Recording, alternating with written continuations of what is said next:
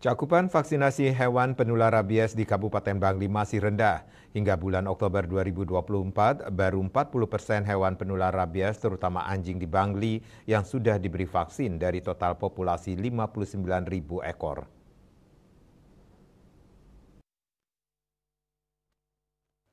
Kepala Dinas Pertanian, Ketahanan Pangan, dan Perikanan Kabupaten Bangli, Iwayan Sarma mengungkapkan, terbatasnya dana menjadi kendala belum optimalnya pelaksanaan vaksinasi rabies tahun ini. Dalam pelaksanaan vaksinasi saat ini pihaknya tidak bisa lagi melibatkan e-tim karena kekurangan anggaran operasional. Sebelumnya, Dinas PKP Bangli mendapat bantuan dana operasional untuk kegiatan vaksin rabies dari pemerintah pusat. Sekarang hanya mengandalkan APBD Kabupaten.